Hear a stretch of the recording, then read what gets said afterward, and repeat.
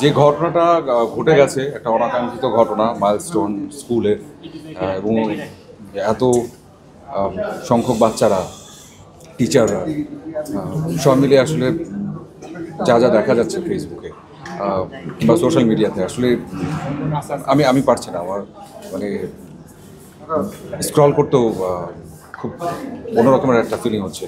মানে এটা নেওয়া যায় না যে এক একজনের যে অদ্ভুত একটা পরিস্থিতির ভিতর দিয়ে গেছে, এবং সেটা তো এখনও শেষ হয়নি। আসলে যারা এখন হাসপাতালে আছেন, বার্ন ইউনিটে আছেন, বিভিন্ন রকমের ভিতরে আছেন, অনেকে আছে যারা তাদের প্যারেন্টসকে হয়তো ঠিক মতো খুঁজে পাননি, অনেক প্যারেন্টসও আছেন যারা হয়তো কোনো একটা সিচুয়েশনের ভিতরে আছেন।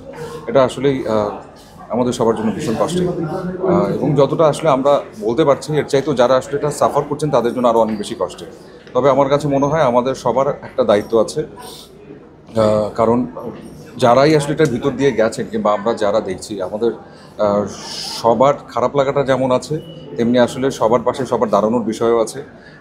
কোনো রকমের বিভ্রান্তিমূলক কোনো কনভারসেশনসে আমরা কেউ না যাই, এবং যে যাকে পারি যতটুকু পারি, যেমন ব্লাড ডোনেটের কথা অনেকে বলছেন, বিভিন্ন হয়তো হসপিটালে দৌড়াদৌড়ির বিষয় আছে, তো যে যাকে যেভাবে করে পারি আমরা আসলে হেল্প করি, কারণ এই সময়টাও অতিক্রম করতে আরও সময় লাগবে, এটা এত সহজ বিষয় নয়।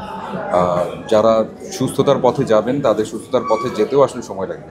তো সেই ক্ষেত্রে আসলে যে যার মতো করে আমরা এগিয়ে আসি এবং আমরা সবার পাশে থাকি, এবং আমরা চেষ্টা করি যে এমনভাবে চলবার কিংবা এমন কথা বলবার যাতে করে যারা আসলে এই পরিস্থিতির ভিতর দিয়ে যাচ্ছেন, তারা যেন কোনোভাবে কোনো ক্ষতিগ্রস্ত না হয়, এবং সঠিক মানুষটি যেন সঠিক যেই তাদের যে প্রয়োজনীয় যে জিনিসগুলো কিংবা ট্রিটমেন্টের জন্য যে জিনিসগুলো কিংবা ট্রিটমেন্ট পরবর্তী যে অংশগুলো, সেগুলো যেন তারা সঠিকভাবে পায়, এই দায়িত্বটুকু যেন আমরা সবাই মিলে পালন করি।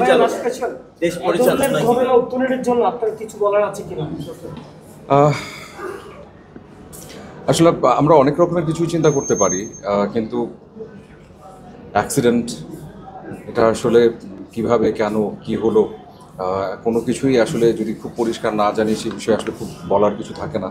তবে অবশ্যই বলতে চাই এটা যে এতগুলো প্রাণ, এতগুলো মানুষ হতাহত হলো, এতগুলো বাচ্চা বিশেষ করে হতাহত হলো, সেটা কিন্তু ভীষণ কষ্টের। কারণ বাচ্চাদেরকে ভালোবাসে না এমন কেউ নেই, প্রত্যেকে আমরা, এবং আমাদের দায়িত্বের মধ্যে এটা আসা উচিত যাতে করে এরকম ঘটনা পরবর্তীতে না ঘটে, এবং সেই জন্য আসলে যা যা রকমের যা যা করণীয় সেগুলো যেন এখন থেকে আমরা করতে পারি। সেই সাথে এটাও আমার মনে হয় দরকার যে যখন এই ধরনের ঘটনা, কারণ আসলে ঘটনা যে কোনো সময় যে কোনো জায়গায় যে কোনো কিছু ঘটতে পারে, কিন্তু তার পরবর্তী স্টেপগুলো কী হবে, আমরা আসলে তাদেরকে রেস্কিউ কীভাবে করে করতে পারি, আমরা কীভাবে তাদের পাশে দাঁড়াতে পারি, সেই সিস্টেম প্রসেসটা যদি আরও জোরদার হয়, আরও দ্রুত গতিতে করা সম্ভব হয়, তাহলে হয়তো আরও সংখ্যক প্রাণ বেঁচে যায়, হয়তো দুর্ঘটনার পরবর্তী অংশটা হয়তো একটা একটা হয়তো একটা প্রপার জায়গায় হয়তো দেখা যেতে পারে।